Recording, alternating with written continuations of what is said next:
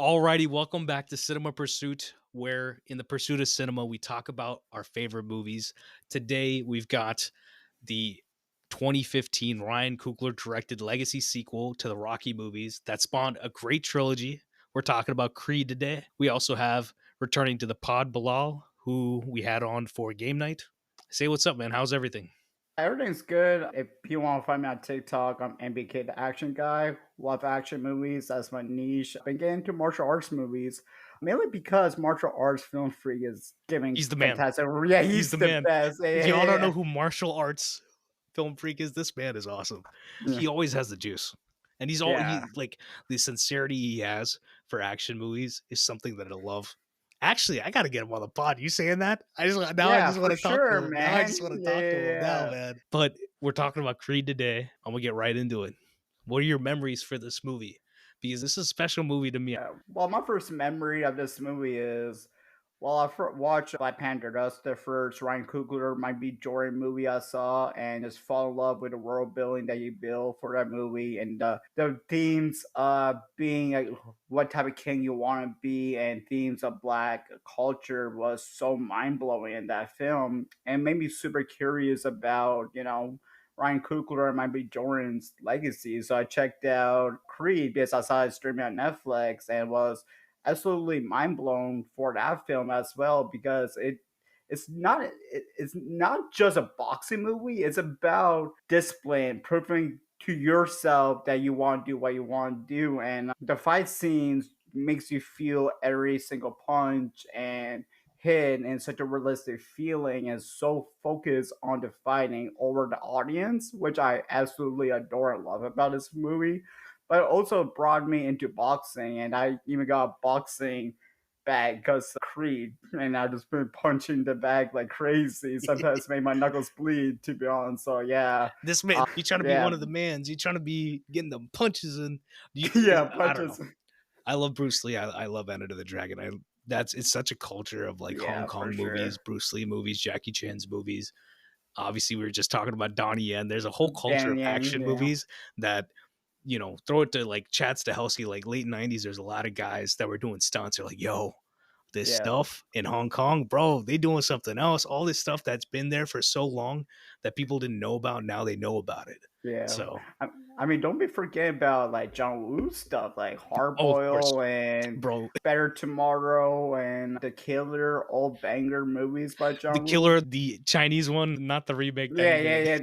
yeah. I should have clarified that. My bad. No hate to John Woo. He's the legend. Literally, Yeah, I'm about to be talking about John Woo's Mission Impossible 2 tomorrow. I mean, just because we're running down all the Mission Impossible movies on Pat's podcast, but whatever. See, for me, when it comes to Creed, I saw this in the theaters. Have you seen the first trailer for this movie? Ever since I saw that first trailer, I was like, oh, they're doing something different with this movie. yeah. I watched Fruitvale Station, like Ryan Coogler's first movie. I was like, fantastic movie. We'll probably talk about it on the pod at some point, but it's amazing movie, very personal, emotional story that ends in a tragic event, and it's a beautiful story that needed to be told about Oscar. And after that trailer, you know how he's punching the wall in the like the beginning of the movie, and then he comes out. It's like the wonder of him like walking out Yeah. into the. So that's in the trailer. That's how the trailer starts. And I was like, Oh, just from shit. that, Yeah. I was so invested in this, even though I don't know what's going on. And I took Zach obviously from the podcast and one of my other friends Ross, who we went to go see it. And I'm telling you, in the theater, we were getting rowdy in the theater. We were so excited, not bugging people or anything, but just like silently, we were just so invested in this. In 2015, they had the Mayweather Pacquiao fight, like the boxing fight, and obviously back then it was like a big deal. And I had randomly watched it at like probably my cousin's house or something, and they build it up. You wait for like an hour, 2 hours to watch this match, and then it was bad. It was just not good boxing. And then I watched Yeah. this movie in the theater, and I'm like, yo, this is why we make movies. This is why we go to the theater. And I was like, this is one of the best experiences I had in a theater. And then I've seen Creed 2 in theaters. I saw Creed 3 in theaters. And every single time, it is something like fantastic just to watch on the big screen. And you Yeah. cannot argue with the emotional energy that these movies give off. And this is the first like legacy sequel. So it's like Rocky, you know, Rocky, we had Rocky Balboa, and then it's been, quite a number of Yeah, years, and they made a new story in the same world. So this is the first one we're talking about, and this is one of the ones where it fought for its existence because Stallone didn't really want to do this movie. And Ryan Coogler, he did it. I think he pitched it before he went and made Fruitvale Station. And the idea that he had about Rocky and his cancer, having this new character like being Apollo's son, everything emotionally made sense. And at first, obviously, he was apprehensive, but they ultimately did end up making this movie. So it's a special movie. You know how old Ryan Coogler was when he made Creed? I'm not sure, He man. was 27 or 28. 20, damn. Michael B. Jordan was also 27 or 28. When I was rewatching the movie, I was like, dang, Michael looks so young in this movie. I didn't Yeah, for realize it. real. Yeah, I was like, he kind of skinny in this movie because when it comes to 2 and 3, he is massive in those movies. yeah. Look at I him in mean, we just saw Sinners. He's massive in yeah, Sinners he's too, is he like not? his biceps are huge in that. Yeah, but it shows his dedication for these roles. Like he's go willing to get read for these big time Hollywood roles, such as like for example, first Creed and then second Creed and third Creed. He gets Yeah. stronger as portraying one character. I thought as Creed. But it also shows his passion for boxing for this franchise because he, for I believe for the first Creed movie, he took what 1 year to learn boxing, Yeah. and that 1 year is able to show like really great boxing techniques and foot movement and jabs in the boxing sequences is pretty impressive stuff because most people can't even do that in a year like to have proper form like that. That's Because I mean, I do I don't box per se, but I do like I've done fighting stuff or like boxing stuff, like boxing exercises and things like that. And even then, I've got like a tad bit of skill and I just think about what they have to do in this movie. It is insane. And I'm going to talk about it a little bit when we get into some of the scenes that we're talking about. But which are the so you've seen obviously the Creed trilogy, which of the Rocky movies have you seen? I've seen Rocky 1 to 4, We don't but talk about 5. No one talks about yeah, 5. maybe I have not seen 5 and 6, but Rocky my Balboa is memory. good though. Oh, yeah, I need to check that one out. But my memory is a little hazy on it, Yeah. to be honest, because it's been so long since I've seen them. But I definitely need to rewatch those. What you But need to do I is rewatch Rocky 4 and then rewatch Creed 2 back to back. yeah, Because but you start with the whole thing of Apollo getting murdered, and then you jump to Creed 2, and it's just like it's a perfect two coupling of two yeah, movies. And I was thinking about it. I was like, I really love Creed, but I'm like, I have just as much love for Creed 2 because that story. yeah. I Because it's mean, like there's yeah. so much to talk about Creed 2. We're not gonna talk about it today, but I love that movie too.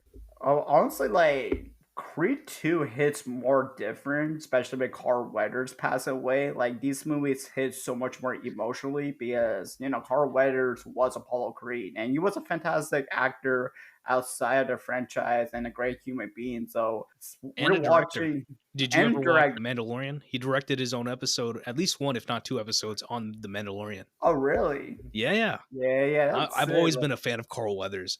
Yeah, And Carl. have you seen Predator, right?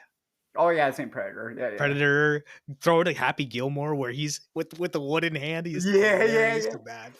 Yeah, That's dude. That another on. sports movie, right? Yeah. And this is like for the 2010s, this is one of the best sports movies that we have. And I mean, I'm sure you've got a list. We'll talk about companion movies at the end, but this movie it it did something specific in my opinion. Like I've always wanted to talk about this movie because it's a movie where it's like in our time we talk about emotions a lot more. And back at when Rocky came out, you really didn't.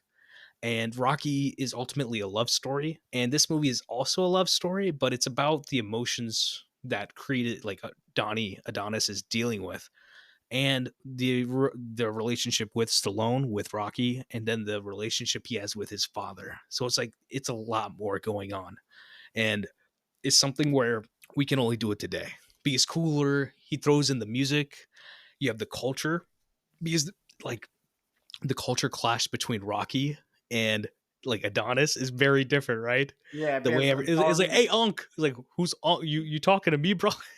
yeah, yeah, but I also love the fact that they always call him Mr. Hollywood most of the time in the film because he's Yeah. from LA and he's the scene with Bianca is like, what's a feel like he was trying Philly food and it's like why is this so cheap and stuff like that. And Was it I like John? that. Was it John? I'll talk about it in a What's a minute. John? Yeah, yeah, Was it that was John? that. But it's something where it's like those things, like the culture, the words they're using, the clothes that they have on, everything. You see all these details in this movie where it's like you don't really see them in a lot of modern movies. And that level of detail mixed into a sports movie, mixed into a Rocky movie, it is something that's great, but it's also relevant at the same time. Because, like, now, let's say it's been 10 years now, right? Skip to another 10 years, 20 years later, 30 years later, people are going to come back and be like, oh, this is what 2015 was. So it's going to be something interesting to where it's a period movie. And it's even a period movie now. It's like 2015 was 10 years ago and it's different, right? Like you walk into the gym and it's playing Meek Mill and it's like that makes a difference to me. That it Yeah, sets a tone for me. yeah. So I Well, love this movie, man. we'll definitely be talking about Meek Mill Sue and Layla Yeah, for we sure. about to. That's 100% happening. Do you want to talk about Sinners right now or do you want to talk about it afterwards? We can talk about right now before What diving. First of all, I was super hyped for Sinners. Might be Joel and Ryan Coogler is my favorite actor director duo. They worked in every project, and every single project is different. For Rail Station, I tried the story of Oscar Grant. Creed, a movie about carrying your father's legacy, and then Black Panther, a movie about becoming a king. And hold on, for his character it's different, right? It's about him and taking what's his and believing that oh the yeah, world has not given him a fair shake. yeah, And yeah, I are real quick, I think that Michael B. Jordan as Killmonger, everyone talks about Thanos, but he is still my favorite villain from the MCU oh, because same he is here. so convincing.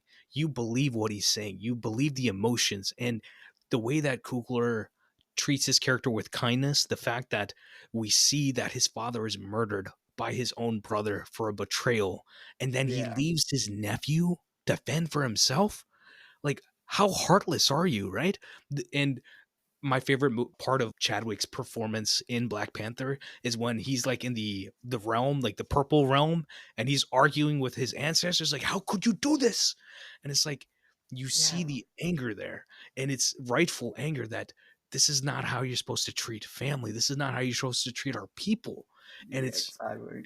every time I watch that, I'm like, "Oh, this is Hamlet. This is Shakespeare. This is like Greek tragedy work, but it's put into the Black Panther universe." And Black Panthers, if I love Batman, Black Panther is one of my favorite, like second or third favorite comic book characters. Period. I've always Oh loved yeah, Black Panther same. ever since I saw the first pages of like a comic book. I was like, who's this like James Bond character that's like living in Africa? I didn't know what it was, and then I started reading Black Panther randomly, and Yeah. I I just love Black Panther. So I mean, again, Black Panther is a super intelligent character too, but yeah, like he's a character with so much humanity in him that he wants to do the right things no matter what he wants to do, but he wants to do it the right way. And yeah, yeah. Killmonger, who essentially wants the same thing, but he's doing it in such terrible way of doing murder and stuff like that. But you understand his Why he's doing perspective. it? Yeah. Exactly. That's why I love like Black Panther as a movie because you understand the villain's part of the film and the hero's journey as well. And I And thought it it's was hard to really have a great hero and a great villain at the same time. Because you talk about like throw it to the Dark Knight. People can always say that Heath is amazing, Two-Face is amazing, but people rarely talk about how great Christian Bale is because the energy that Heath Ledger brought to that movie, people are like, that's the main energy. I love Batman in that movie also, but we all talk about Heath Ledger in that movie. For Black Panther, I talk about Chadwick and Killmonger just as much in yeah. my head. It's just a heavy role to take on in the sense that you have to be the king, but you also are kind of funny with your relationship with your sister, your mother, or you as a king. And it's every single. We lost a great one, man. We Yeah, really we did. did. Yeah. My beloved and respect for Jack Vick. Like, if you haven't seen, if anyone hasn't seen Defy Bloods, I think Was yeah. it's worth going and watching that movie. And there's a scene towards the end of the movie where Delroy Lindo's character is kind of going crazy, and he's like literally talking to camera, and then like the sun is shining, and then it like pans down, and it's just like a dead Chadwick Boseman's character, and you just like you watch that and you think about it. It's just like it's so beautiful to just to see him in that role, like, especially after he had Yeah. passed, and he had Also, so much more to give. And it's like also, we have to live, get busy living, or get yeah, busy dying. There we go, Shawshank yeah. Redemption. Yeah, but also like speaking of Jack, like his singing voice in The Five Bloods was beautiful Oh yeah, too. Like super talented person. I miss him so much, to be honest, man. yeah. But I know the hype for Sinners was real, and Yeah, I might have gotten the hype a little too hard, honestly. I have to go and rewatch. I'll say my thoughts on Sinners real quick. I haven't fully had my thoughts yet because I yeah, kind of need to see the movie again. It was a lot. I saw it in the world's tallest IMAX in Pooler, Georgia, of all places. It's like a 50-foot screen. It's amazing, and it's in the original 1.43 by 1. It's like the full IMAX. It's 4K, but it's the best thing you get besides 70 millimeter. And Ryan Coogler had the whole video with Kodak, with the film strips. It was amazing to like get regular people into the culture of like understanding what the different formats of film are, because he's going from 65 millimeter to like full on 4:3. And throughout the movie, they do a fantastic job. Autumn Durald Arkapaw, she shot the movie. She's the first DP to shoot a feature film with the 70 millimeter IMAX film, and they use it fantastically. And I mean, I'll go down the list of a lot of other people that I want to shout out later, but Proximity Media, like Ryan Coogler, Zinzi Coogler, and Sev Ohanian, great, genuinely great people. These are great people. Proximity Media, through AMAs or just seeing these people online, they're genuinely nice people, and I'm yeah, glad that they're able to get together and make something awesome. So it's like everyone that's come back, from Ludwig to the editor to Ruth Carter to Hannah Beachler. There's so many people behind the camera that Ryan Coogler is always bringing back, and he's created his little own family behind the screen. And listen to this. I had 4 people, Martin from the commentary podcast, like a real friend in general. He and 3 of his friends, 4 people drove a 10-hour round trip. It took them 10 hours. And then watching the movie also. They took a whole day and came to see this movie in IMAX because it means that much to see it in the best format possible. They love the experience. They're like, oh, I would do it again. And only like someone like Ryan Coogler can bring them out. Not just the people always say Christopher Nolan. No, Ryan Coogler is a new one of the guys on top. What are your thoughts about Sinners, man?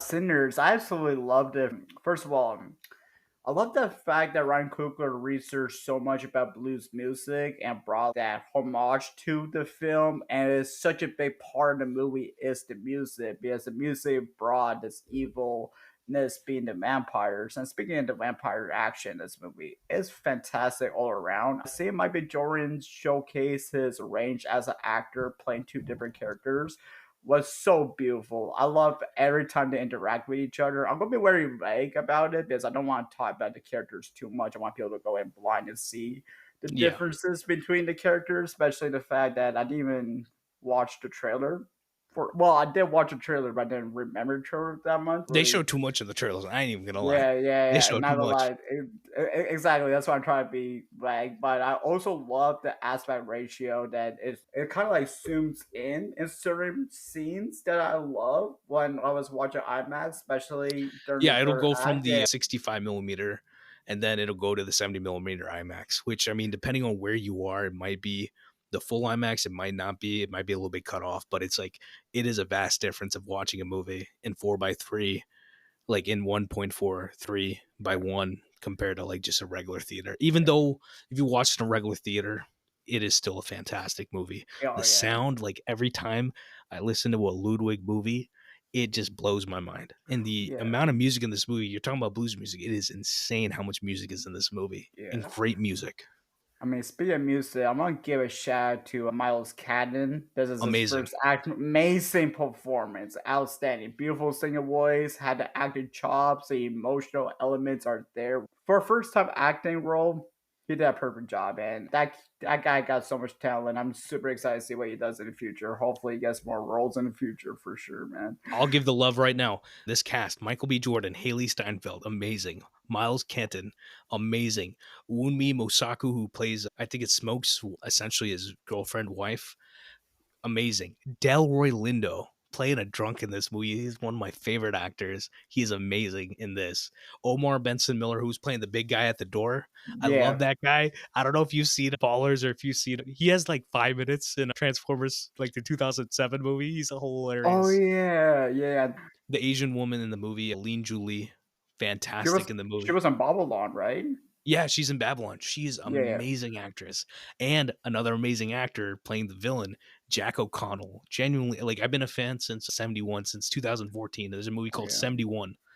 Awesome movie. If you like those like Captain Phillips or any of those like Paul Greengrass movies, 71 is essentially one of those. And he plays a soldier and all this crazy stuff is happening. Definitely worth checking out if y'all haven't seen a 71. So, I mean, like I said, all these people like Michael P. Shower, who's the editor, he's edited everything from Fruitvale all the way to this. Black Panther 1, Black Panther 2, Creed. He's done everything. Ruth Carter on costumes. She won 2 Oscars for the Black Panther movies. Ludwig Göransson. I mean, this man is a legend. He, you know Yeah. that the like 2 of these people are people that Ryan Coogler met at USC in college. These are his college buddies, and College, yeah. that's how it's like you work with people who are at your like they're your peers, but his peers are amazing at what they do. So Dude, I just have to give everyone love. Like Hannah Beachler, who's a production designer, she's the one who has to literally create the world of Black Panther, right? And she's done such a fantastic job. She created the world of Philadelphia again, and Philadelphia, and like for Creed, like there's such a life to it. Which we'll get into it in a minute. You have any other thoughts on Sinners before we dive right back into I Creed?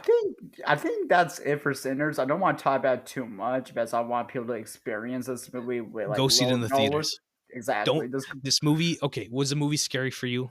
I wasn't scared. Nah. Well, I mean, the opening was a little scary for me, Oh, but the edits that yeah, look the that edits in the beginning, yeah, that got me. Not gonna lie. besides that, the movie, yeah, it's got some good action, but it's not scary. It's got a little blood. It's a lot of blood in there, but it's not Um, scary by any means. the snake scene scared me, but that's it. That's two things. There's a snake, whatever. It's not. I'm, I don't like snakes either. I I don't like literally, snakes. I Alright. literally saw 3 snakes a couple weeks ago accidentally while I was working. Oh hell no. I'm Oh talking about hell like no. a foot away from me, and I'm like, thank God that I was not like. I picked up the board and saw them, and I literally screamed. I did the same thing Miles does in the movie. I wasn't like smoking stack with a knife. That ain't me. That ain't me. Maybe with a shovel, not with a knife. That's crazy. That's crazy work right there. Okay, let's get into it then. Action is the juice. Creed has the juice. Rocky has always had the Alright. juice. What is your first scene for Action is the Juice? My first scene goes to the first conversation between Rocky and Creed. I thought that was a really awesome interaction. I love the fact that Creed knows so much about Rocky, and Rocky gets curious about how does this kid know everything about me, and I thought that was a great element. And then later on, that in interaction, Rocky figures out that this is the son of Apollo Creed, and they have that respect between them. I love that piece of dialogue of Rocky saying, "Oh, I see a resemblance." So he sees like his father in Adonis, if that makes sense, to be Yeah, this. Also love when Michael B. Jordan's Creed says, "Who won the third fight between you and Apollo?" And Rocky saying Apollo did, and I thought that was a really cool interaction as a whole. I think it's an emotional scene. It's that action scene, but it's a great dialogue based scene that established a relationship right off the rip. my favorite part of that scene, the dialogue from that, is that Rocky is obviously skeptical, and then but Adonis he asks him like, "Yeah, we're practically family, so how'd you beat him? Like, how did you beat my dad?" And what Rocky says is, "Time beat him. Time takes everybody out.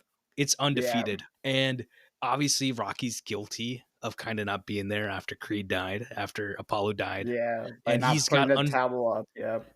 he's got unresolved issues about it himself, but he already knows that he doesn't want Adonis to be fighting because he knows what that life is, and he knows that this kid is smart. He can tell he's smart, and they do a good job of showing that Rocky has such a great heart, but he's also not the smartest person. But he's also a smart person. It's like he's not book smart, but he's also a smart person. I think that's something that they don't classify, they don't talk about enough in movies, where it's like You can be street smart, you can be life smart if you're not book smart. And book smart is, it'll only take you so far.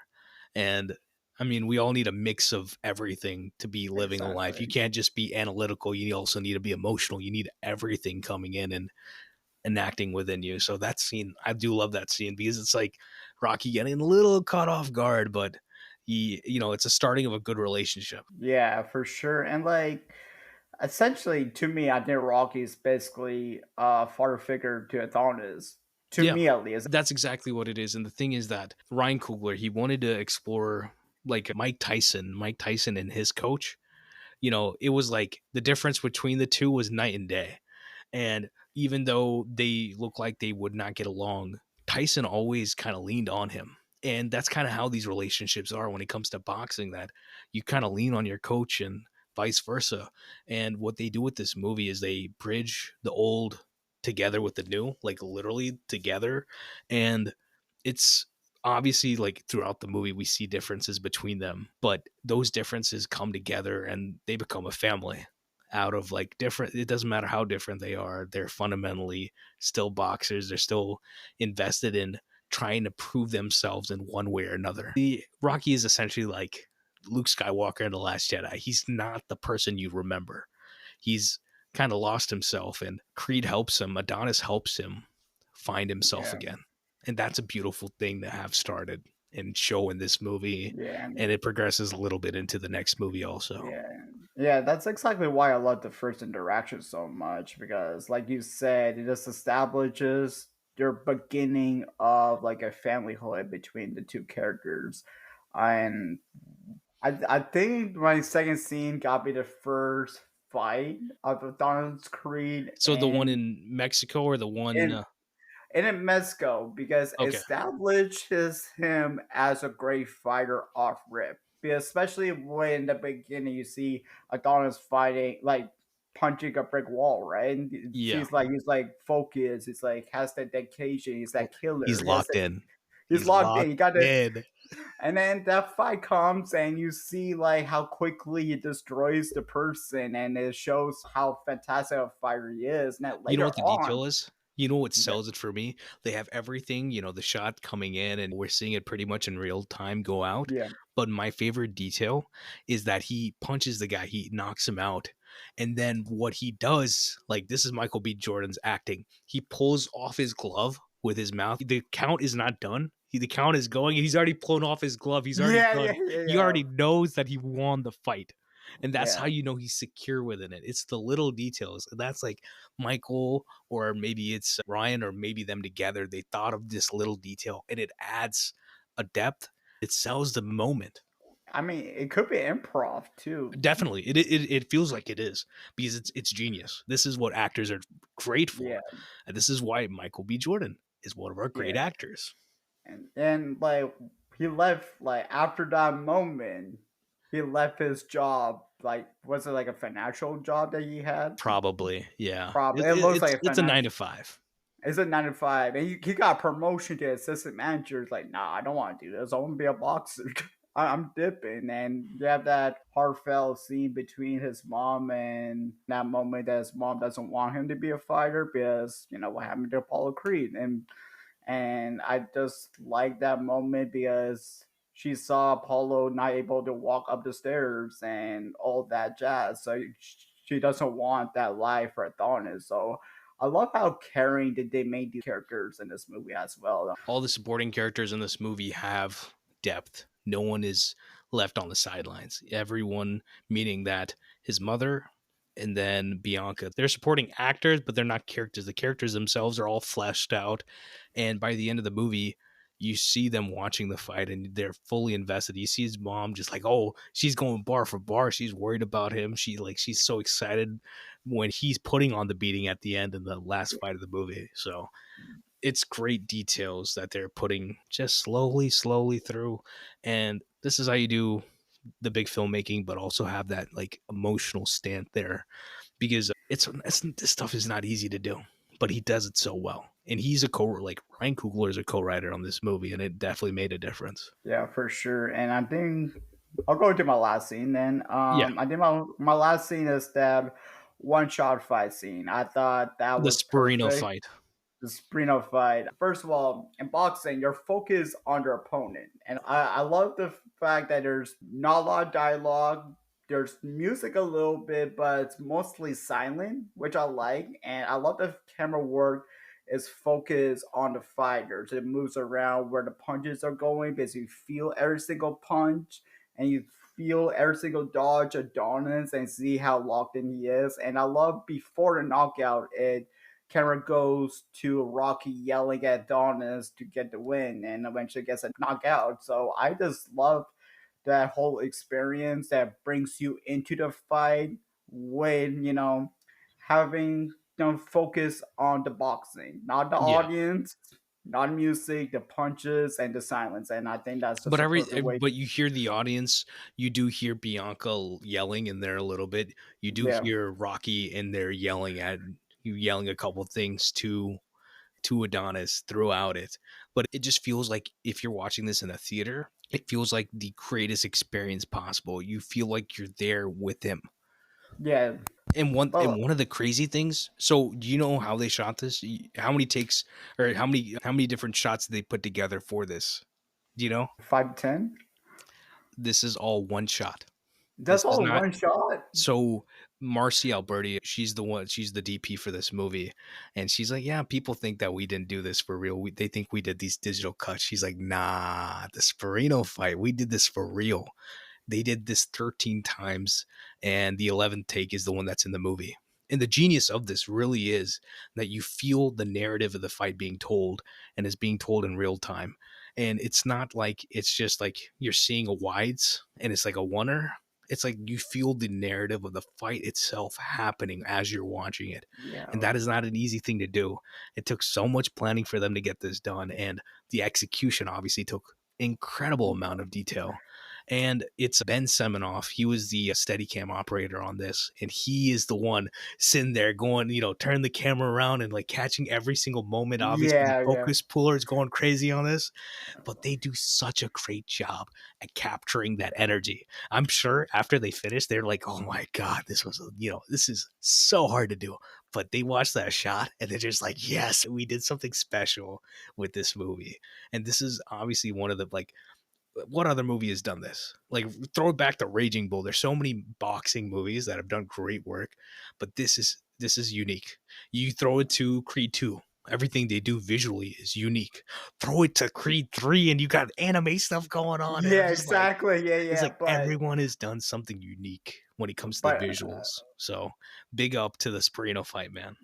I want to say another thing about these boxing fights. The best fight scenes are the ones that tell a story. Yeah, And of course. all of these Creed movies tell a story within the fight scenes. They don't need like a whole bunch of dialogue to show the fight, like show like a story, right?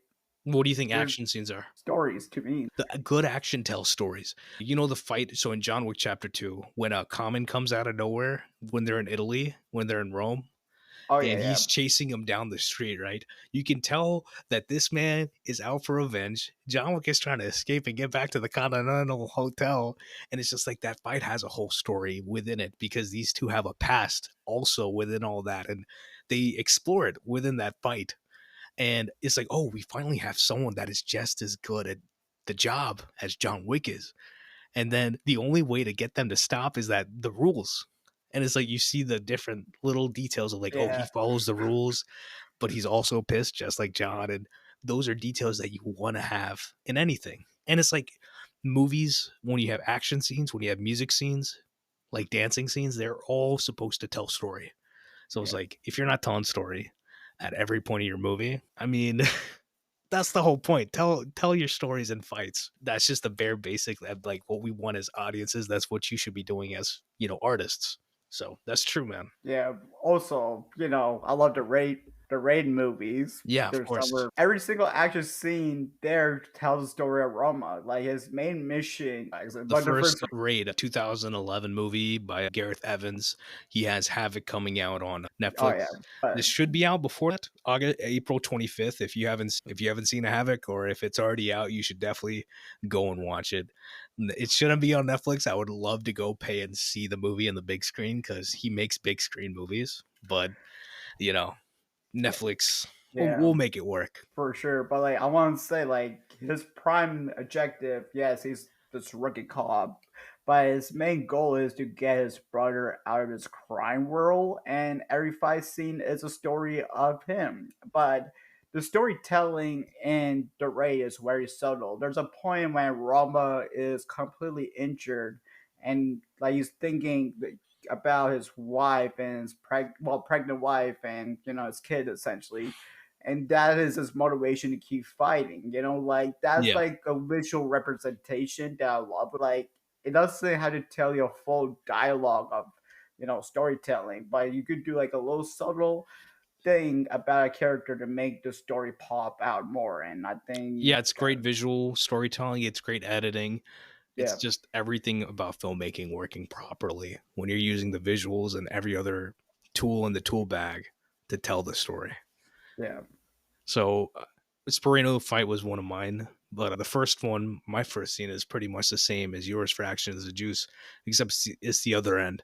And that's, I wanted to talk about Adonis and Bianca's relationship. Bianca's played by Tessa Thompson, yeah. and I knew her from Dear White People, the movie, and it came out the year before this, so I was extremely excited to see her. And I think I had seen Michael B. Jordan in, obviously, in The Fruitvale Wire. Station. Yeah, Fruitvale Station, The Wire, and a couple other things. He had this movie called That Awkward Moment with Zac Efron and Miles Teller. Not, a crazy great movie, but like he was I in mean, it, and I'm like, I like that guy. it's a fun movie. I enjoy myself with it. Yeah, but that's why like I was excited to see these people in this movie. And Bianca, number one, Tessa made all these songs with Ludwig, Fripp, and a few other songs. I think they made 9 songs, and they did a great job on that end of creating a character. But then the great part of the writing is that she's not a love interest. This is not Adrian in the sense that she is not the main character of this movie, but she's the main character of her own movie that we do not see, and this is not relevant. This is not girl boss vibes. It just feels genuine that she is not serving the storyline. She's just not there to like, oh, push Creed to be better. Like that's not like she is living her own life, and she doesn't need Adonis, but Adonis does need her, and they explore all that so well. Motivation. Yeah, it's motivation, but it's also that she brings out a clarity and honesty within Adonis that no one else can. Because the scene where he's doing her hair, her dreads, and she's the one who's asking him like, why are you doing this? Why are you trying to do all this stuff, and what are you gonna get out of doing it? And she's the one who's like, oh, like you're the one who didn't tell me that your uncle is Rocky Balboa. Like Yeah, you didn't tell me that your dad is literally the most famous boxer in the world.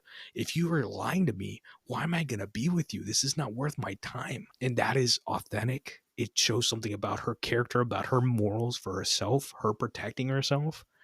And that's something where it's like, this is a certain romance that I'm sure Ryan Coogler knows about for himself. And I'm glad that it shows a reality and a genuine emotion between two people that we don't really get in romance movies. And this is yeah, technically not a romance movie, but in Rocky culture, it is a romance movie. It is a love yeah, story. yeah. It's a love story, but another thing I love about Tessa Thompson's character, Bianca, she has her own dream of doing music. Yeah. And I like the way they established that too, because she did the ring music for Creed in the end of the film, which I really love that song that Tessa Thompson did.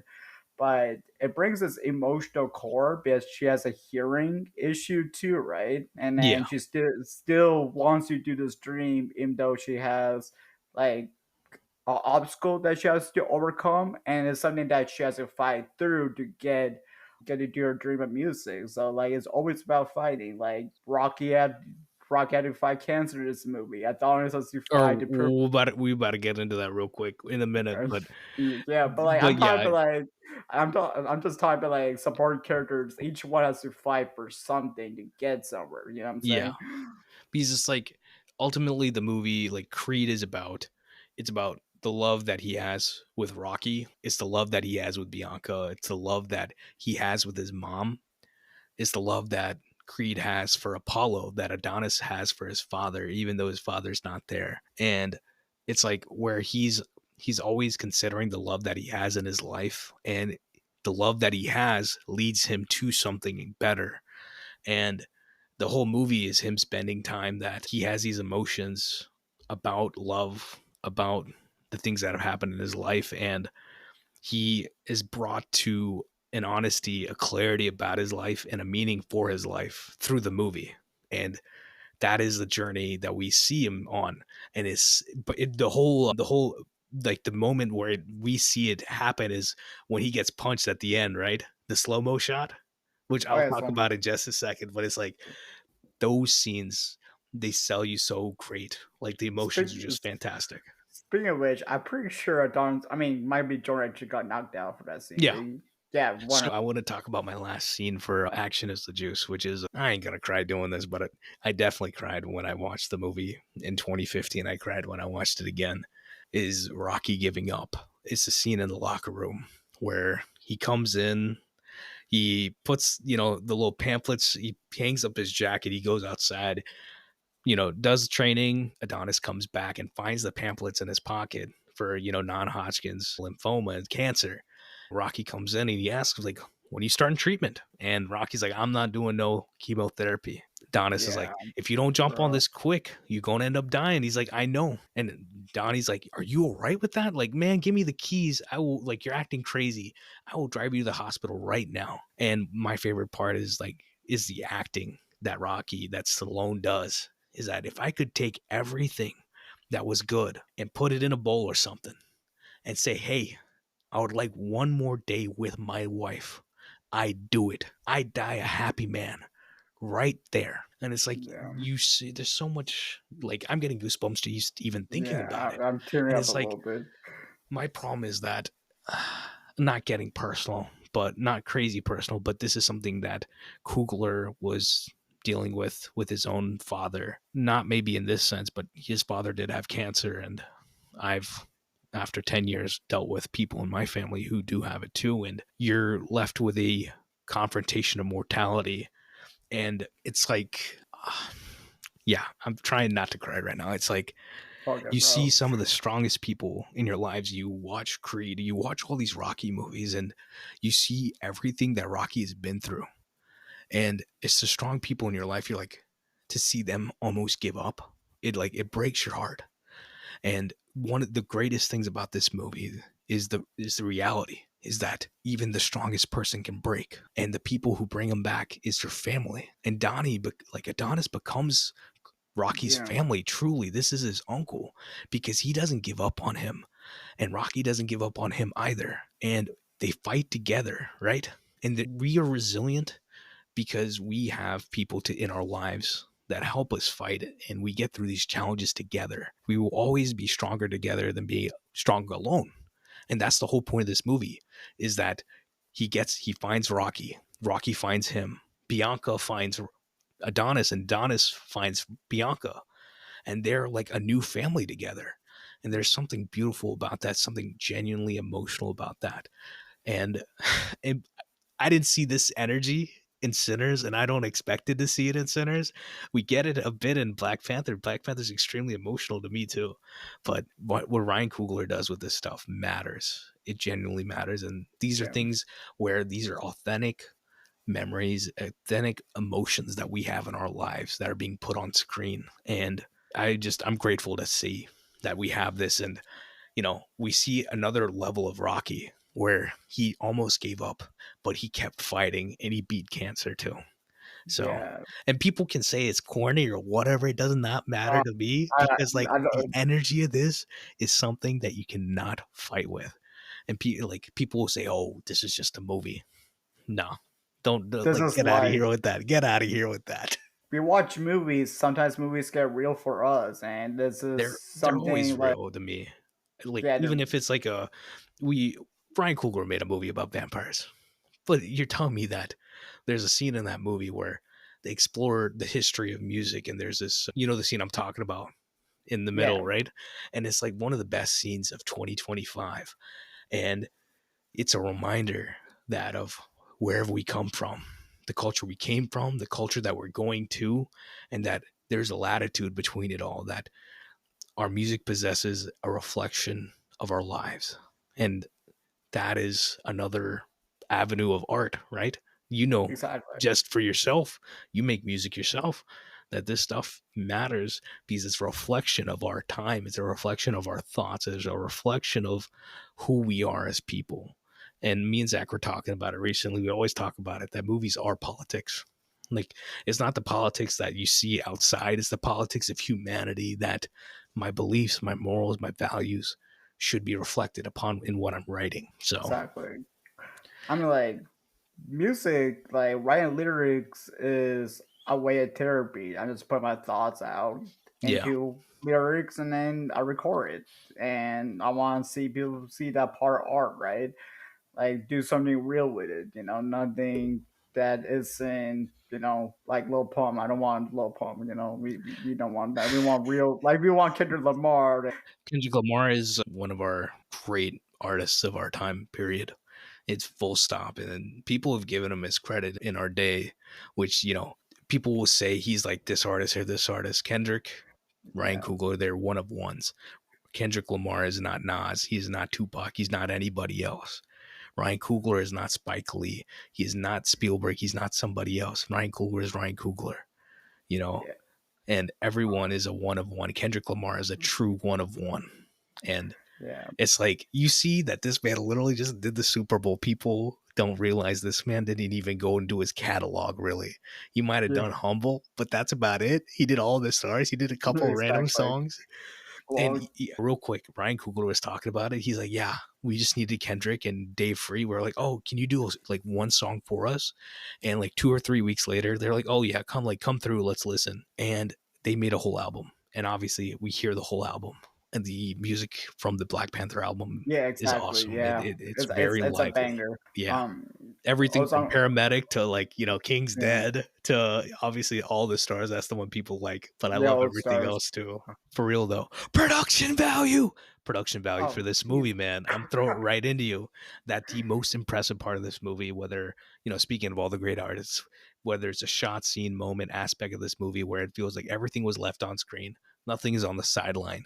What is your production value for Creed? I think my production value is the fact that Ryan Coogler and Mike Jordan study boxing to make those boxing sequences pop and make them Yeah. feel so real in the film.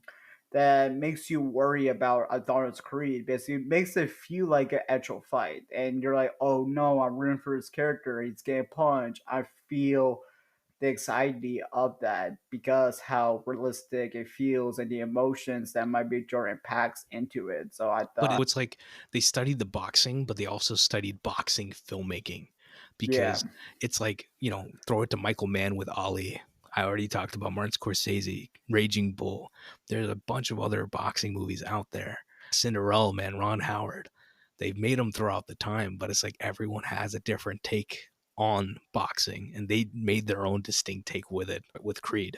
it's important to nail those boxes scenes Yeah. because if you don't nail them properly, people won't take the movie seriously. So I think that's like the biggest production value about this movie is having that boxing set pieces correctly within this like really powerful story about proving yourself and caring about people around you and fighting for what you believe in.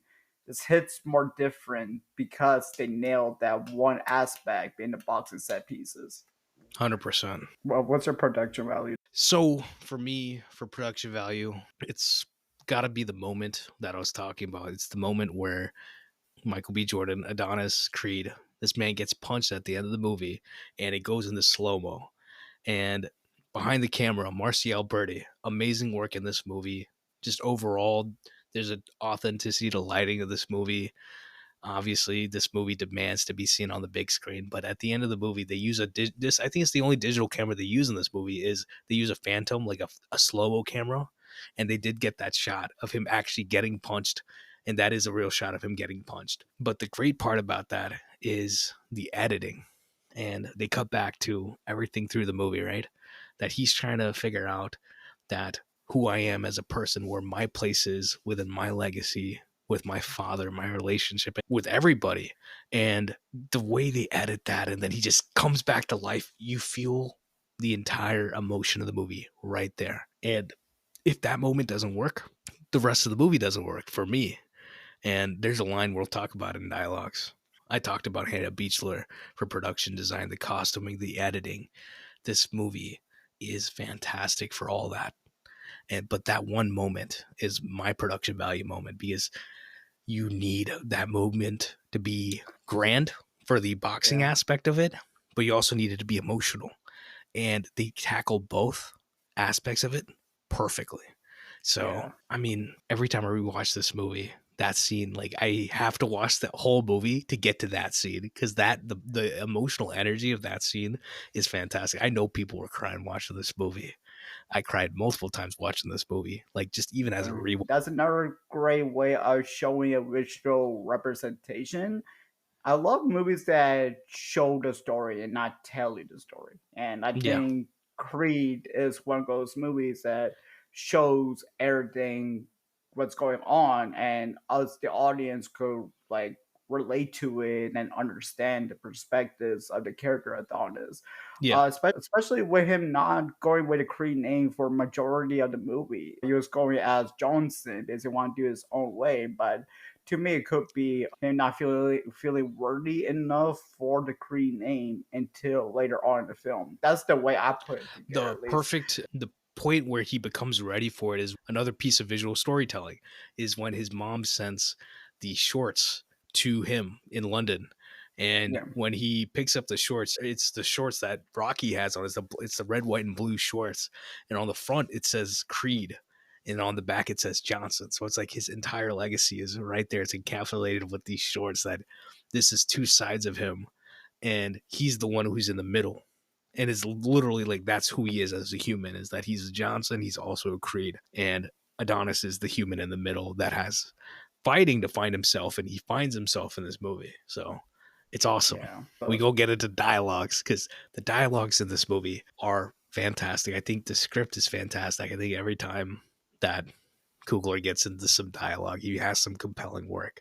So what are the pieces of dialogue that affected you the most? The dialogue that you love. Throw me into some dialogues for Creed. all right. I think the first one is I need proof I'm not a mistake. I thought that was a great piece of dialogue right in the beginning because he wants to finish this fight out. He wants to show I am worthy of the Creed name. I am worthy of legacy. But I love that scene because it represents us as human beings because we get discouraged and we're like, I'm not worthy enough to be this good at what I do. And but like, once you keep working hard, you're like, nah, I'm not a mistake. I am worthy to do this. You know what I'm saying? Like, it applies to whatever dream or goals you want to do. And I think that's a great piece of dialogue that anyone could take in and learn from and adapt from. You know what I'm saying? Yeah. And it's like you're talking about like imposter syndrome where it's like I don't feel worthy of my present, Yeah, exactly. place. That's But what's for him it's like what's the line? Give me the line read again. prove I'm not a mistake. So he wants to prove that he's not a mistake, and that's the line of the movie. The entire movie is about Adonis proving to himself, to the world, that he is not a mistake. That's all it is. And every other thing happens in this movie, but it all comes down to that one line, that one piece of emotional honesty that he has is that I'm trying to prove myself. And I'm trying to make sure that, you know, I'm the product of an affair. I'm not even, you know, truly this guy's son, but I is like he's seeing the side of the Johnson and the Creed, and he's trying to figure out his path within that. And that's why he spends so much of the movie. He's like, nah, I'm gonna do this myself. But it's like you're your father's son in ways that you're obviously never gonna be able to remove from yourself. And he finds peace with that. He finds a love within that. It's like the scene in the movie where there's a scene where he turns on the YouTube and he's not beating up Rocky. He's fighting his own dad. And there's an emotion behind that he's got this unresolved feeling with his father. And it's just, he's trying to prove to himself that I am worthy. So it is a beautiful Yeah, yeah. dialogue. And the second one I want to say is one step at a time, one punch at a time, one round at a time. Because again, it's another piece of dialogue I love because things don't go overnight. Like you gotta take your time to be a great wherever you want to be. In boxing, you cannot rush to beat opponent. You gotta take it one step at a time to get there. And especially with studying well your opponent, you gotta really analyze every single aspect of who you're fighting against. So I think that a piece of dialogue just applies to these boxers to just take everything one step at a time. And I think that's just a really powerful piece of dialogue. Super motivational too, because I don't know about you, but we still won't keep saying that. It just wants me to go to the gym and put some Put it reps up, on. put it up on the wall. That's what it feels like. It's one of those. Yeah, It's like dialogue is. It doesn't have to be complicated, but it's definitely got to be memorable, and that is something that's memorable. That you say one step, one punch, one round at a time, and that's what life is. Is that we can always. I know for myself, I get caught up in like the big things, but then I have to go and look at my day. That if I want to, let's say, I want to lose 10 pounds, right? Then how do you get to that, right? You make the little effect today that changes everything else. You say, I want to start a podcast. How do I do that? How do I get better at this? And it's like, you know me. I've always, like, I'm always pushing myself and I'm always pushing everyone I know, like you, to do better because I care about people. Like the people I do care about, I care about everybody, but like, genuinely, I want the people I know to get better too. Because if we all get better, it's something that's, it's not necessarily affecting me, but it's something that's affecting all of us. It's something that's collectively, if we all get better, the world gets better. And we should always strive to improve. And this quote is like intense motivation for that exactly. we Yeah, gotta work on this one thing. And one of my favorite ideas of that is that you will see a block of marble, right? It is, a square, it's a round, it's a something, it's just nothing.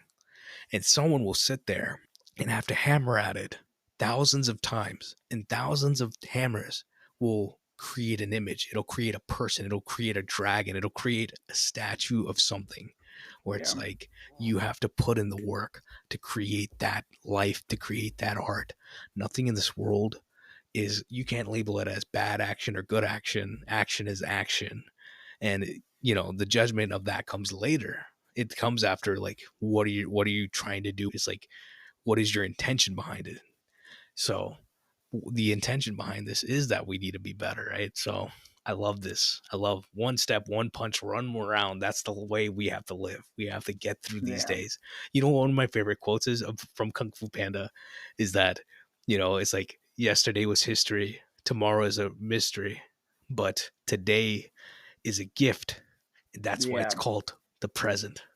And we're yeah. gonna do Kung Fu Panda on the pod at some point, but like that's something that, like, you know, every day is a gift.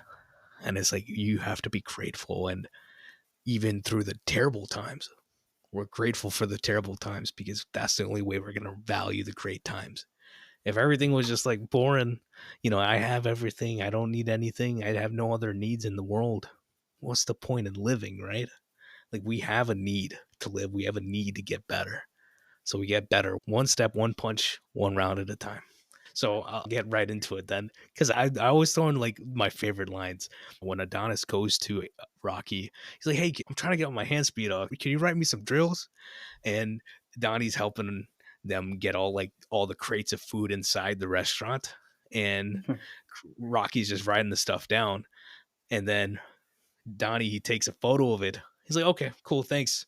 He's like, "Oh, like what happens if you lose that thing?" He's talking about the phone, and what he says, like, "I got it right here." It's like this is already in the cloud. And my favorite part is Oh yeah. is Stallone. It's Rocky looking up. He's like, "What do you mean? Like what cloud? What cloud?" Yeah, I mean that shows like the different generation they were talking about because Yeah, obviously seniors are not gonna be too familiar with these things. I mean, use every he's single day motioning of to our his life. phone. If anybody's listening to the audio, Yeah, but yeah, I love that scene because it shows a different generation and it yeah. shows that Rocky is old school and he doesn't really understand the new school of technology. The other motivational one, the one you were talking, the other one you talk about, one step, one punch. The other one is when they go up to the mirror and he's like, "You see the guy in the mirror? The guy in the mirror is the guy you're going up against. in the ring and in life. And that is something to always remember, that we can be the worst people to ourselves. We are the obstacle in front of us a lot Yeah. of the time in our lives. It's I like people can mean, say whatever they want, but it's like yeah. sometimes we stop ourselves. We're like, oh, this is only the best I can do. This is all I can do. I can't learn a new language. You're limiting yourself. It's like, don't limit yourself. You can do whatever you put your mind to. Yeah. As individuals, we're always fighting like our inner demons or like our self doubts to do something, and it's not going to bring us far if we let that consume us. So it's Yeah. like it's easy to give up, but they gotta work harder to not give up and fight for what you want to do, right? Yeah. A couple other of those like learning lines is when you're talking, you're not listening. You need to be silent to learn, and that's something that people should learn and know in general. That if we're doing this, if we're talking, I'm not going to remember anything I said. I'm not going to learn anything. I have to go listen to it again, and then I learn. And that's applicable to any situation in life. Is like sometimes you got to shut up and know your place and learn. Yeah, You have to have the humility to learn, and Rocky is teaching that to Adonis. yeah. That's what I'm literally doing this podcast. I've been pretty silent, and I talk when I can talk. So like, Another dialogue. Rocky says this to Adonis when he's getting pretty heated after he tells him about the cancer. He's like, "You don't want to talk to me. I'm not the right person to be talking to you right now. Like your dad's not here. He's gone, but he's like, you're still caught in his shadow. You got to move, Donnie." And it's like it's a very real thing, especially as like South Asians between me and you, but anybody, any family. They even talk about it in Into the Spider-Verse. That it's like when it comes to legacy, when it comes to your family, you might be in a shadow that you have to get out of. You have to build a legacy of your own. And that is something. And that's what his mom literally writes on the card when she sends the shorts is like, build your own legacy, do your yeah, thing. And that's what he proceeds to do in the next two movies, right? And that's something that we all have to learn for ourselves. They even do it in Inception. That the end of the movie, they're like, "Oh, Killian Murphy's character has to. We want him to build his own legacy, so he disbands his father's company." So it's something that I think about for myself. I think we all kind of think about it in some way, shape, or form, that we might not be traditional, but we also have to forge our own path in this world because the world is ever changing, especially right now, right? Things are different out there. yeah. So I love that line. I love both of those. I have two different lines, but I love it. We get right into the Layla. We get into the needle drops because this movie, Ludwig, the whole soundtrack for this movie is amazing. Like genuinely, they did such a great job with this. They do a Oh, great those job with the other trumpets, movies. man, Oh yeah, bro. the first time the trumpets actually like the brass comes out is when he is at the Frankfurt gym, when he gets to the gym that's in North Philly, the rougher, quote unquote, rougher gym. That's when it comes out. And the brass comes out. And then we start hearing like some trap drums and the score, like the violin score. So it's like Ludwig like weaves together like three or four different other things that should not work on paper, but they work brilliantly in the movie. Talk about Sinner, talk about Black Panther. These are amazing pieces of score. Yeah, But it's like this is but the creative energy I love to see behind the camera. What is your Layla for this movie? that Meat Mill Lord knows song when Adonis is running and that whole training montage with the ATVs and Meat Mill's delivery is so powerful, it's so motivational, and I think that song is such a great moment of showing Adonis finally pushing his limits, finally making a name for himself before his fight against Ricky. And I thought that was a stellar moment in the whole training montage. And I love it. It's one of my favorite training montages in the franchise as a whole, too. And I think the song is super powerful, too, right? I think my Layla is the same. It's the piece that's labeled "This fight is as hard as it gets," and it's true for life. And it's also true for this song. And I've listened to it for like 10 years now, and it's always a fantastic mix of the Lord knows, and it's also like Ludwig's score and then the original Rocky score. It's all mixed together, and it's like a perfect mixture. It's like the cook is made the best like meal possible with this, and Ludwig he's amazing with this. And it really is the emotion that one side, Rocky's fighting cancer. On the other side, he's trying to get ready for his fight. And on both sides, they're getting better together. And what one of the great things they do about that scene is that before the Sperino fight, they have like the training montage, and they show Rocky doing the bell, like the Oh yeah, like doing the you ball with him, and like he's doing certain training things with him, and then they go back in this montage and they show certain things, certain setups that we saw before, but Rocky's yeah, not there anymore. Rocky is kind of the background. Rocky's doing his own thing. He's kind of like he's got a whole thing going on too. So it's like visually you see you know, the lack of him and you feel the emotion of that, but you also get the emotion that Creed is trying to build his own, like Adonis is creating his own legacy here. He's working towards it.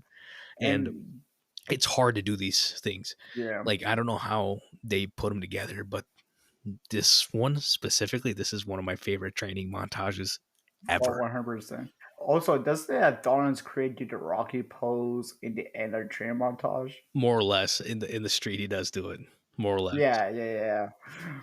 And like you said, that it's such a great thing that they have everyone on the bikes and the ATVs. Like it's very much Philly culture, and that's Yeah, literally Meek Mill got arrested for it himself, and it's powerful because this is the new culture of Philly, and they're keeping the Philly culture alive even in this movie, and that matters so much. Like these people are definitely not actors, but they do great acting. They're used properly in this story to create a genuine emotion. Like, oh, this movie is so Philly.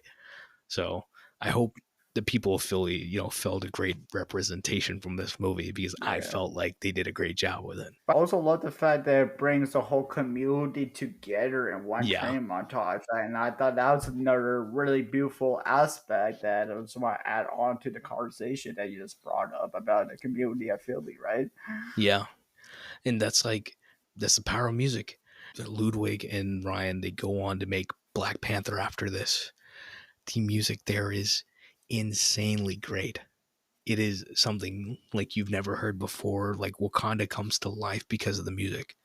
The Dora Milaje come to life because of that music.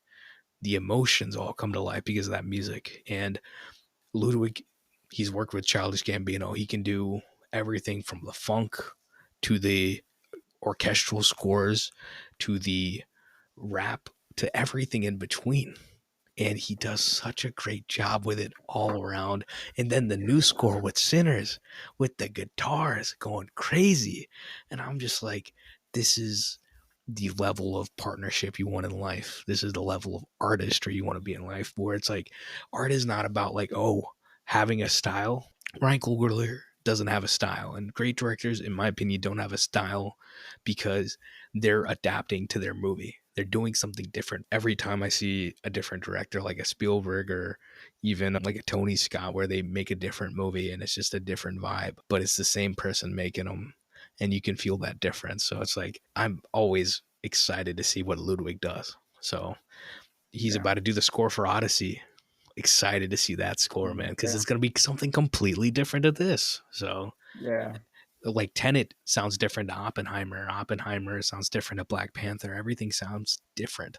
Like the most basic thing he's ever done is like Central Intelligence, which we're not like. I don't even know why I brought it up. Okay, Bro, you got anything else for the Layla? Any other needle drops? I do love the song I at the end think with Janae Aiko and Childish, "Waiting I for want My to talk. Moment." Great song. I want It speaks to the power of Ryan Coogler and Ludwig's work that they make intense movies with intensely great music, and that brings the movie to life. These soundtracks bring their movies to life, and it's a trick that Jerry Bruckheimer uses in a lot of his movies, and I'm glad that they're using it because it brings people in too. So it's like they make great music on screen and off screen, and that's what all these soundtracks are. All these songs aren't in the movies, but if you're a fan, you definitely go and listen to them. So it's awesome. But jumping right into who should have been in this movie, let's recast a role for Creed, or maybe a couple. What's going on? Who would you put in this movie? might be Jordan as Adonis. He should not be recasted. But But if I really wanted to, I've been watching the show called Snowfall like crazy. Dempsey Idris probably be around 24 when Creed came out, and I feel like Dempsey Idris has that voice to play Adonis and has the physique to play this boxer, and I feel like he would be able to crush that role. as Yeah, Adonis Creed, and I just see him playing a really great boxer. Like obviously he needs to do training for it, but I could just see him play that really well. And speaking I'm of which, sure for F1, which is coming out soon, I think we're both extremely excited to see Damson in a yeah, big movie. He deserves it, and yeah, he would have done great with this. If he did, racing training, I'm sure he could have done the boxing too. He's got a physique to him. and he got like if you see Snowfall, he got that toughness in it. Like He his he's got that like swag to him too, man. brick by brick, you know that dialogue. You Is that probably me? Brick by brick, you can't do this. well, it's that's not how it goes. Well, I'll send it later. It's fine. Oh, I know exactly what you're talking about. I know. I haven't seen a lot. I saw a few episodes of Snowfall, but I love Damson. So Yeah, Denson. Yeah. 100% agree that he would have been Um. awesome. Who else you got? My recast is like they say pretty boy Ricky, and you know who's a pretty boy who's British? Scott Atkins. Pretty boy who? Ricky Coleman, the Oh, main. Ricky. So you're trying to recast Ricky Conlon with Scott Adkins.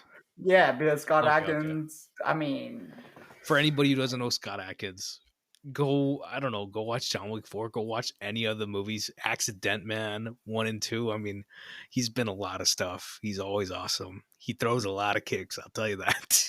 that's exactly why I said like what if Scott Atkins instead kicks was boxing, and I think that'd be something really awesome to see. Might be Jordan Woods, Scott Atkins would be like an awesome fight. I mean, obviously Scott Atkins will win, but you know what I mean. They will work well together. You know. But I do want to say, Ricky Conlon, that like they brought in real boxers for this. Even Andre, like Danny Wheeler, stuntman Wheeler, Andre Ward is the real guy. He actually, so in the video, they show that he has a gold medal. He Yeah. won that gold medal at like the 2004 Olympics in Athens for boxing. He's a real boxer. They brought in so many great boxers to just come in those small roles. He comes back in Creed 2, right? In the opening, Yeah. and he beats him up and gets his Mustang back. So it's like those little details of having them in the movie makes such a difference in the casting. I do Yeah. want to say the young man that played Donnie as the young Donnie at the beginning of the movie, the casting for him was fantastic. Francine Yeah. Maisler, amazing casting director. She's probably going to win an Oscar at some point because they have the casting category coming in the Oscars.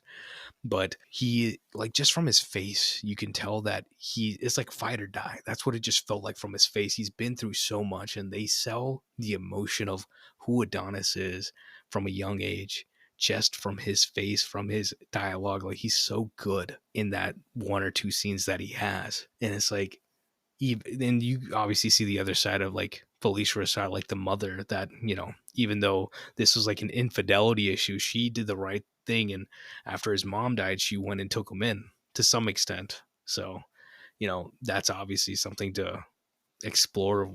We're not going to talk about it right now, but it's like a great detail to have that she took him in and did the right thing, which, we see the opposite of that in Black Panther, right? That he doesn't take. Yeah. So great things to explore. I mean, obviously, this is the same writer, same people, and same ideas that they're exploring about family. So, but recasting, who would I put in Creed for myself? I did a modern recast, so like a tool if they made this movie today. So Ashton Sanders, he had a role in Equalizer too. He's in some other stuff, but Ashton Sanders, he plays the middle age for Moonlight, but he's Okay. older now. Yeah. He's in his upper 20s, and that's where Michael B. Jordan, where Coogler were at this time. So he would be Donnie for me. He has one of those faces to me also that like he has a history he can show, but he also has this energy of like, I have something to prove. And the entire movie is Creed trying to prove himself. Adonis is trying to prove himself, and that's who I would put in that role. You definitely got to look him up. Ashton Sanders, great actor. For the mom, we have Phylicia Rashad in the original role. So I was thinking of maybe someone in their 50s. Neil Long. I first of all I went with Viola Davis. I was like, that's too classic. Let's Yeah. go That's Neil Long. yeah. Uh, I love Neil Long. She would be Creed as Adonis's mother, as Creed, like Apollo Creed's wife. And Nia has this elegance to her. She has this presence to her where it's like you want to respect her right away. And I would have just loved to have seen that. She would have had an interesting dynamic with Ashton Sanders, Adonis. So that's a great one. And the other one I had to do was Bianca because I mean, I'm not going to recast Rocky. Rocky's Rocky, but Bianca, you want yet again someone in their upper 20s. I went with Amandla Stenberg. She's in quite a few things now. She's insanely talented, and she'd be awesome as Bianca. I will say, realistically though, if they cast Creed and they had Bianca, it would be Halle Bailey as Bianca because she sings. Oh She's yeah, insanely 100%. talented, and she's also a great actress. So she would be the one who would be in that role. But I went with Amandla Stenberg, but I love Halle, and she Yeah. would have been awesome in that too. Like I said, this movie, the supporting cast for this movie, the extras in this movie, everyone just feels like they just pick people off the street and put them in the movie. These are real people in the movie, whether it's like, the guys that are doing like the pads, the guy doing all the medic stuff, everyone Yeah. in the movie from those roles to people in the gyms, everyone feels real. And that is something where it's like Hollywood movies kind of feel almost people look almost too good. And this movie brought in authenticity. It reminded me that this is what real people look like and this is how you should cast your movies. No hate, I don't mean this in a hateful way, but in Monkey Man, that's why that movie didn't work for me. One of the elements that didn't work for Monkey Man was that that movie is set in India, but everyone is from an Asian descent, like an Eastern Asian descent. Thank you. So it's like everyone looks Asian, they don't look Indian or they don't look South Asian. And it was just jarring to me every time because they didn't shoot the movie in India because of COVID, which I mean, I would have just waited at that point. But he obviously was trying to make it before Netflix or like the production company didn't give him money. So I understand why he did it, but it's just like the sauce in the movies is just, it doesn't work for me because, Yeah. it doesn't feel like India. It's like certain elements do, but certain elements don't also. So it's like it feels uneven. So casting, even when it comes to your smaller roles, matters so much because it brings your movie to life. It brings details, and this movie has insanely great details. And you go all the way, throw it to Sinners. The cast is fantastic. Look at everyone in the juke joint. Everyone looks of period. Everyone looks like real human beings. Even Del Lindo looks like a human being in that movie. He is fantastic in that movie.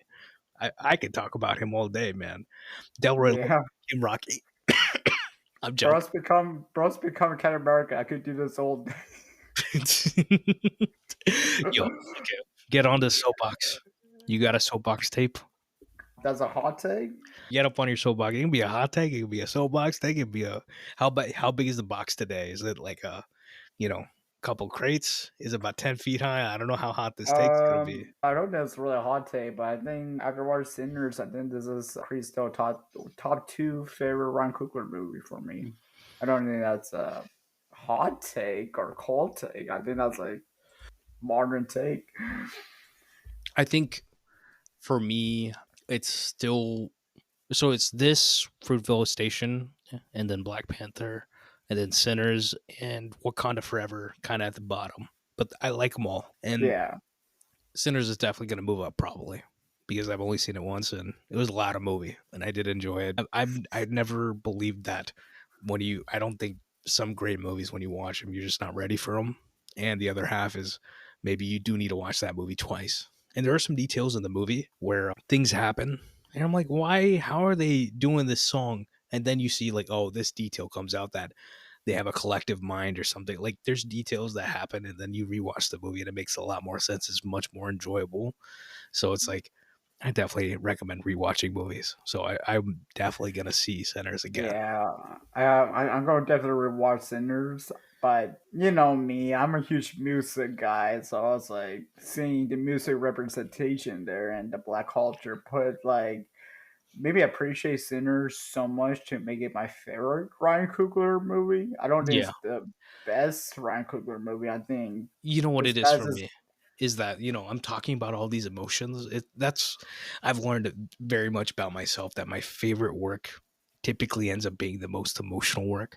Ridley yeah, Scott has made some great movies, but Gladiator's my favorite. That emotion of that movie sells the best to me. Mission Impossible has a lot of movies, but Mission Impossible Fallout has the best emotions Fallout. for me. Yeah, yeah, Throw it to anything, throw it to Harry Potter. The best movie for me is the emotions of the third movie, and he's lost in that movie. He's trying to find himself in that movie too. Throw it to Hunger Games. Catching Fire is the most emotional story that they have, and that's the one I like the most. It's just throw it to anything. Typically, the most emotional story is my favorite story. So the emotions in Sinners are great, but it's not as powerful to me as something like Creed, something like Fruitvale Station, something like Black Panther. Those emotions are more important to me personally. Which I mean, Yeah, I might rewatch the movie and think otherwise, but I mean, I'm just giving my take. It's not even fully formed, and that's the yeah, it's beauty is not. that Yeah, you don't have to take a day and just go click on your camera and share it to the world or write a review. Thing we're human beings. We change. We have different opinions today. Then tomorrow we are ever growing, ever changing. So, like you said, you might not know. You might be your favorite, might not be your favorite. Time will tell. exactly.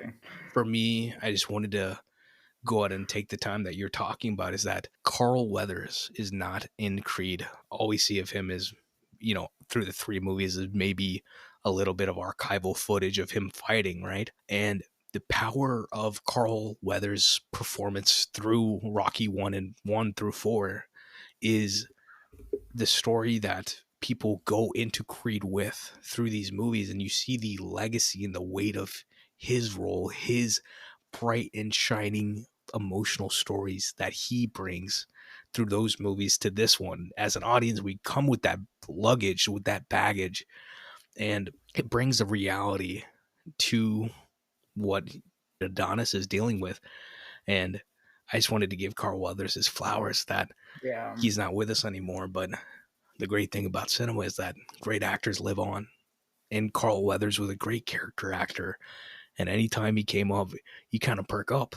And I'm like, even online, he had a bit of an online presence towards the end. And he's just a cool dude from yeah. everything I've heard. And, one of my favorite GIFs of all time is him and Predator when he and Arnold dap each other up and they're like flexing their arms. With the oil like but bicep. but it's like that energy. It's rare that we like. You can talk about movies all you want. You can write movies. You can do all this stuff. But I think anybody can talk about movies. Anybody can cook, like they say in Ratatouille. I also think that anybody can see talent. And what Carl Weathers had was a God given talent. Denzel has a God given talent. Ryan Coogler has a God given talent. Michael B. Jordan has a God given talent. These are talents that come from somewhere else, and these people you can't even put it in words. Sometimes you just see the magic that they have, and a lot of casting is finding that magic. And Carl Weathers' magic does numbers in Creed because that power is there. Talk about the death that he has in Rocky 4. Talk about Uh, the energy that brings to Creed 2. He can't escape that power that his father has, and they capitalize upon it so well in Creed 2. And the beauty of Creed 2 is that they tell the Creed story, but they also tell the Ivan Drago story about him and his son. And there's an emotion behind that. So on to the Oscars. The Oscars, we've done this already. We've already talked about 2015 quite a bit on the podcast. We did Mad Max Fury Road, which takes a lot of the cake for me for 2015, but this movie is definitely talented, and they only got one nomination for supporting actor, and there's a crazy insane year for best supporting actor, oh yeah, and that's true. Stallone is the one who got nominated. But the people not nominated, Benicio del Toro in Sicario, Idris Elba in Beasts It's of a No no name. Nation, who What? should have won. So it's like insanely talented people who weren't even nominated in this. So, I mean, and the ones that are nominated are, obviously talented too. But yeah, I mean, I do love Mark Rylance in Prince of Spies. I don't even want to choose this movie to be better than that. You think they should add any other nominations for this year? Can you run through the best director nominations? Best Director for 2015, Alejandro Gonzalez Iñárritu for The Revenant, Adam McKay for The Big Short, George Miller for Mad Max Fury Road, Lenny Abrahamson for Room, and then Tom McCarthy for Spotlight. I feel like Creed could replace the room though. It's in there. It's in the cut. So what happened, I do want to say this for anybody listening. Sony did not know what they had with this movie. And by the time the movie came out, it was pretty late into I think it was Thanksgiving, and it was pretty late for them to even start campaigning for this movie and giving it hype. And if they had done it, there would have been nominations for quite a few different people. And it is what it is. I mean, I think Michael B. Jordan is great in this movie. I don't know if I'd give him an Oscar nomination, but he's Yeah, awesome me in this too. Yeah. movie. They definitely would have had nominations for score and for soundtrack. They would have had a couple songs on there if they had gotten the hype, which they did not.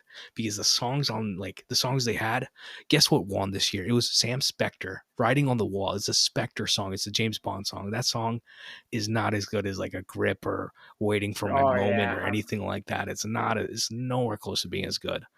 So, I mean, Riding on the Wall is fine. It's not a bad song. I don't want to dunk on the man unnecessarily, but even then, Spectre had like a Radiohead song, and Dua Lipa wasn't in the cut yet. Dua Lipa was recently in the cut for doing James Bond theme song, but she hasn't done one Oh, yet. I really I'm want waiting. to do. I'm waiting. It's bound to happen It's gonna eventually, happen right? soon. Production design, Hannah Beachler totally could have been nominated Yeah, because the production design of this movie is fantastic. I would have also probably, I would say editing. The editing on this movie, like, facts. these things don't come to life by themselves, and some of the most emotional moments of this movie are from editing. And Spotlight was nominated for editing. The editing did not need it. Force Awakens was nominated too, which I'm not going to get into that. I do respect those women who edited that very much, but I would have loved to have seen an editing nomination there too. So, I mean, Ludwig, maybe a little bit of Tessa Thompson on the music end, and Kugler in some extent would have been awesome to see at the Yeah, Oscars. But I think this movie lives on either way. That this, yeah, maybe Force Awakens, people will watch that. Revenant, they'll watch that. Big Short, fantastic movie, they'll watch that. Sicario is not even nominated here. Emily Blunt was even nominated this year, man. It's insane. So it's like, okay, yeah, we'll see. Even Furiosa, like Charlize Theron wasn't even nominated. So it's like, these are movies 10 years later that I'm watching, and I'm like, yeah, sure, Alicia Vikander is a great actress, but she didn't need to win for the Danish Girl. So yeah, it is what it is. We even talked about Steve Jobs, Michael Fassbender, and everyone in that movie is fantastic too. Danny Boyle, he's got 28 years later coming out this year. Cannot wait for that, man. yeah. Me too. Yeah, yeah, Anything to point out for the Oscars? I think like I said, yeah, we've talked about it so yeah. many times already that, like, it's already in the head. It's very, Uh, like, prescient I, for us. I think you just covered everything about the Oscars, man. But that it speaks to the legacy of the movie. I'll get right into the legacies. That it has been 10 years. This is the 10th anniversary coming in November for Creed. Is there anything about the people, about the movie itself, behind the camera, in front of the camera, that you want to talk about? These people, we've talked about a lot of them, and they're all kind of still working together to some extent. Yeah, I mean, let's talk about Ludwig. He's still killing it. He won an Oscar recently for Oppenheimer. He's Yes, still sir. working with Ryan Coogler. Like you said, he's about to do, The the Odyssey. music Odyssey, and he worked with Coogler and Sinners and Wakanda Forever. So he's doing a lot of great things, man. He won another Oscar too, right? Was it two you won? No, no, just the one. He was Soon. nominated. Wait, Yeah, he was was probably nominated for another one, but he hasn't won another one. So, and I do listen to the score, like the score itself. I do listen to it a bit. It is on my yeah. scores playlist. So, I mean, the movie really affected me. And then another thing, you look at Mike B. Jordan, and he directed his first movie, Creed 3, which was absolute banger. I enjoyed a He's just been lot of, growing. yeah. And then like with Creed 3, he loves anime, and he put that into the final fight scene. Now I just love that aspect of him as You know what's well. And crazy? yeah, So the first Creed movie made a lot of money. The second one made a lot of money. The third one he directed, and all three of them made money. Their successes at the theaters. Sinners is about to be a success at the theater. These movies are cinema. These movies are bringing people to the cinema. And that legacy is that these movies are fighting to be seen on the big screen.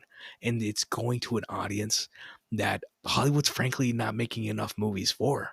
And I'm glad that this franchise exists now. It is a trilogy now of movies. And even if they don't really need to make another one, they might. But yeah, what they've done is already fantastic. I would love to see Michael B. Jordan pick up something else and do something else because he's awesome. He's got more to do. Everybody's got more to exactly, do.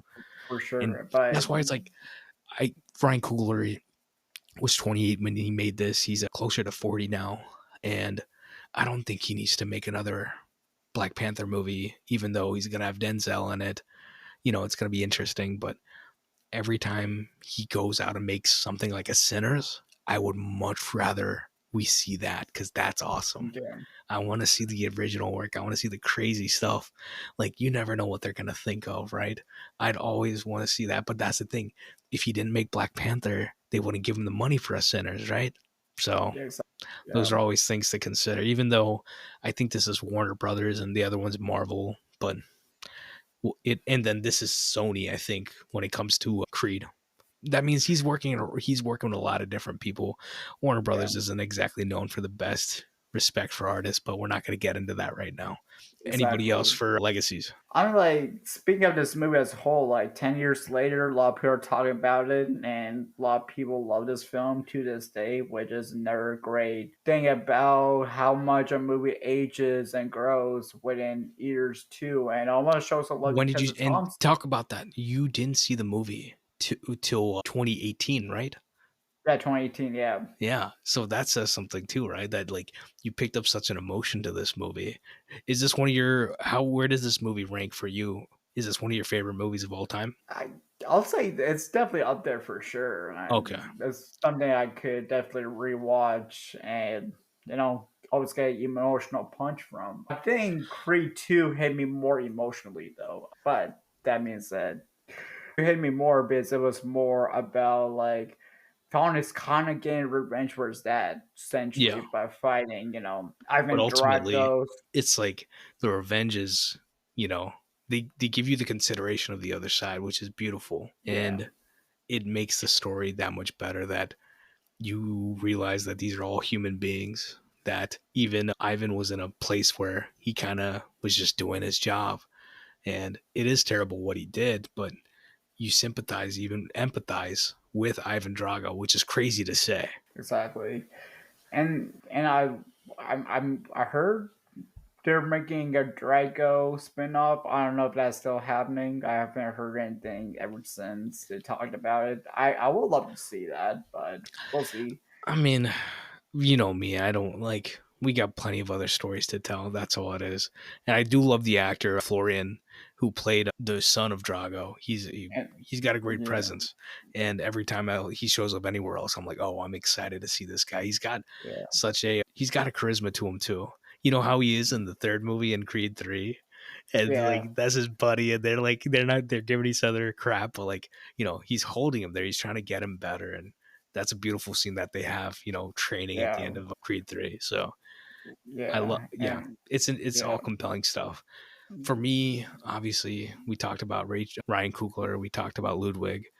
I do want to say Savohanian, who isn't in this movie, but he's very much part of they all have a production company together, Proximity Media, and they produced Sinners, and they did such a great job with that film. And I am always excited to see what they do. I genuinely hope for these people's success because they're number one, they're good people, and number two, they're trying to do something great for cinema. So I can always commend that.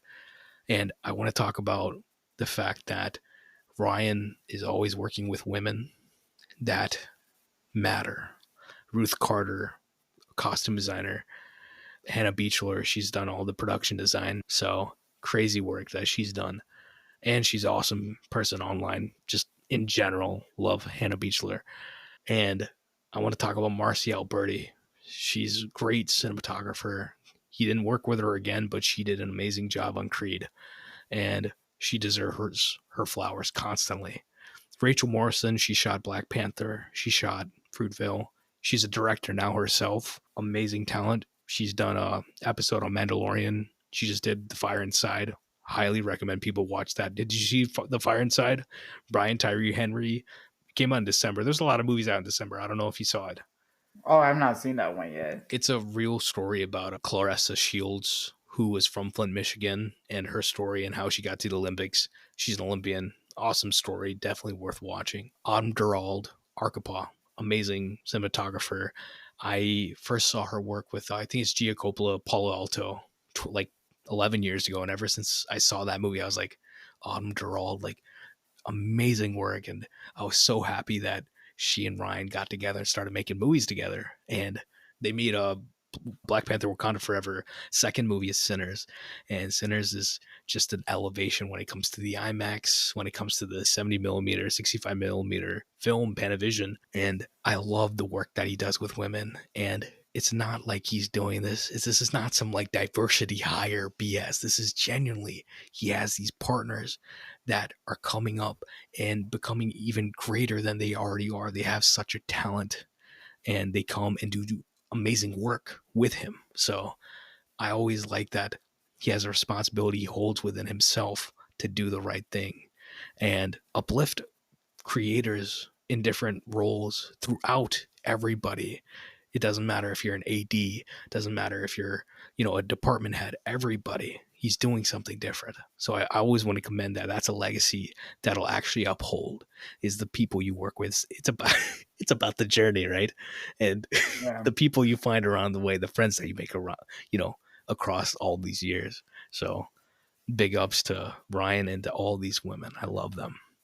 So that being said, who is your MVP? Who put the team on the Ooh. back? As Katie says, like you the MVP mom. Like who? Who is it? Oh man, I gotta be Ryan Coogler, bro. Yeah, But it's the fact that he brought this idea to Stallone that I want to do this approach to this story. And he was the coach that really at 27, 28 years old that did something bold and believed in the emotions, but also had the action, had everything else in between. And he brought Michael B. Jordan to this and everyone else, and they created something special that has branched into more movies, but mainly just this movie itself, even if they never made another movie, was a gift to cinema, to pop culture that we had a different voice, a different perspective to this sort of story. And that is what Ryan Coogler keeps doing. Black Panther is another perspective. Sinners is another perspective. It's Ryan Coogler's perspective. And that's a perspective I want to keep seeing. And the freer he is to do that, the better. So, I mean, that's an MVP if I've ever seen one. yeah. You the MVP? I'm joking. I mean, no, you the MVP, man. You brought me in here. You the MVP, man. It's about the friends you make along the way, right? That's what I think. Exactly, Adrian. I did it for you. Adrian, Adrian. But companion movies, like I said, this is one of the great sports movies of the 2010s. We were gonna do Moneyball on the pod, but life has been lifing. We will do Moneyball at some point. That's another great one. What are your companion movies for Creed? Besides watching Creed uh, 1 and 2 and then Rocky 1 through 4 and Rocky Balboa. What else?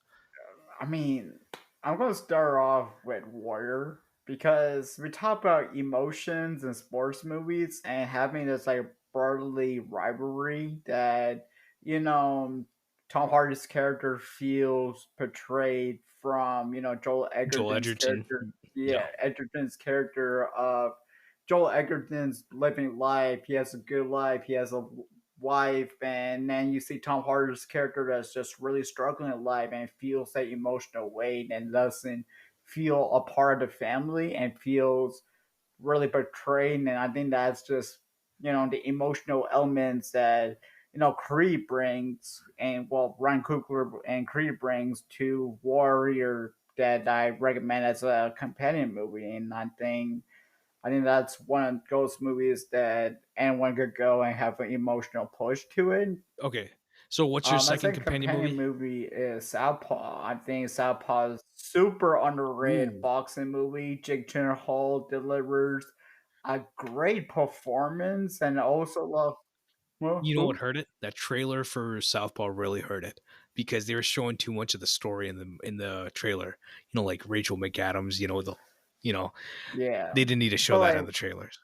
Antoine Fuqua made that. It is, yeah, Southpaw is a Southpaw's a good good movie. movie. I mean, like it's more of a revenge boxing movie because of the original Yeah, thing, but yeah, yeah, yeah. People are gonna be like, what are they doing? I'm about to cut this into a thing. but but What also else? Southpaw has some cool training montages that kind of remind me of Creed a little bit. So that's another reason Yeah. why I choose to recommend that movie for sure. But yeah, I think those are the two companion movies that I would throw out there if you like Creed. Yeah, Yeah, and they're both yeah. from the 2010s. So like, great companion movies. I'm gonna throw in a list. These are my favorite or just like mentionable movies from the 2010s for sports movies that you should definitely watch. Obviously, off the top, Moneyball is one of my favorite movies ever. Aaron Sorkin, Steve Zalian, great script on that one, great movie just in general. I talked about The Fire Inside from Rachel Morrison. She went from behind the camera from like being a DP to directing, and that's her first feature film, and she really had to fight for it. Crazy journey getting there. Ryan and Rachel talk about it on the Proximity Media. They have a podcast, and they were talking about it, and really just I'm excited that she made a movie, and I can't wait for her to make her next movie, which I think she's already in the process of doing. Rush Right, that sounds 2013, great. Ron Howard, Nikki Lauda. Great movie. Awesome. I think that's Ron Howard. That's one of my favorite movies from Ron Howard and one of his best ones in recent memory.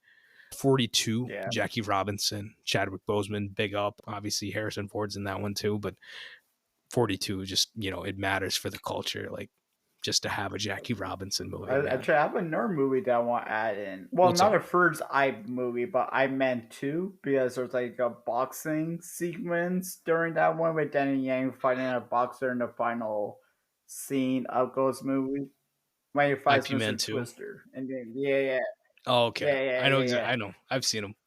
IP Man, those I Oh, have good oh, memories watching with like or IP, one of my friends, or my dad. I love those movies. IP Man 3 with Danny Yang fighting Mike Tyson. There we go.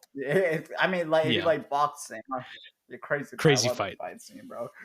Sorry. Ford versus Yeah, I Ferrari. love Have that you seen one. that? I don't know. It's that same energy I love. Is like a dad movie energy. Really love that. Fighting with My Family from Yeah. Stephen Merchant. It's Florence So, Pugh, Jack Loudon, so Nick the Frost. story of the Great cast. wrestler. Foxcatcher 2014. Oh Bennett yeah, Miller, who also directed Ch- Moneyball. Channing Compelling Tatum's best movie. Just performance. it's a cold movie. Yeah. Yeah.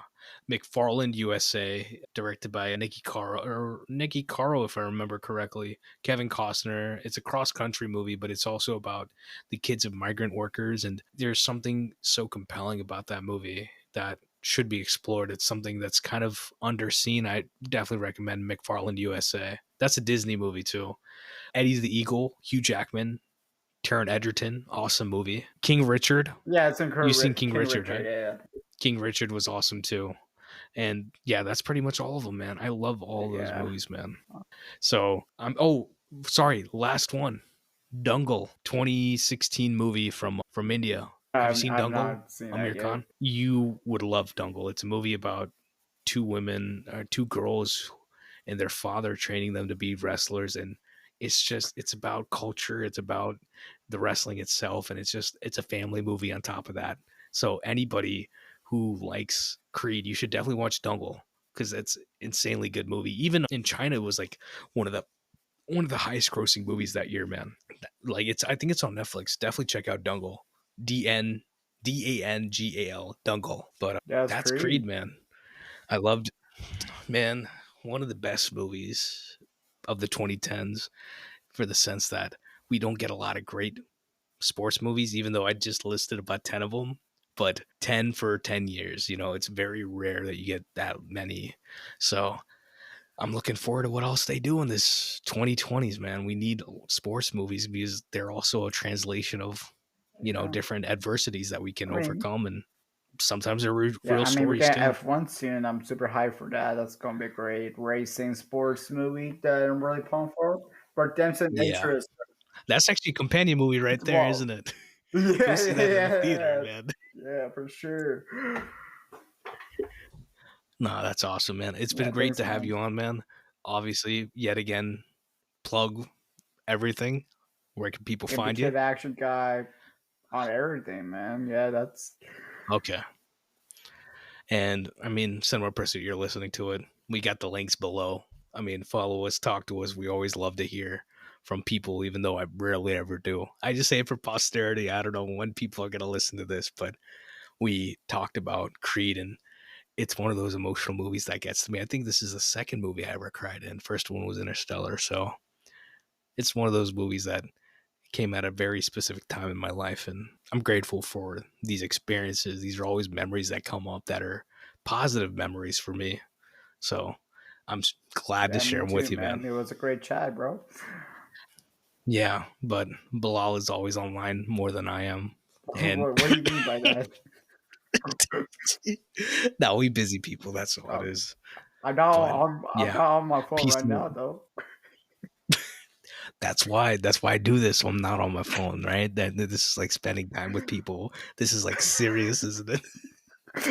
As we say serious, we're laughing right now. I mean, but that's my level of serious is, serious, but like kind of funny, but kind of not serious, serious, but unserious at the same time. That's kind of how we have to live life. One step, one punch, one round at a time, man. All right, Alrighty, peace. peace and love. I will see y'all on the next one. We're gonna have some great episodes coming. I don't even know what we're doing at this point, but we've got some great movies coming. Alrighty, Peace, and bye y'all. Micheal. Peace and love.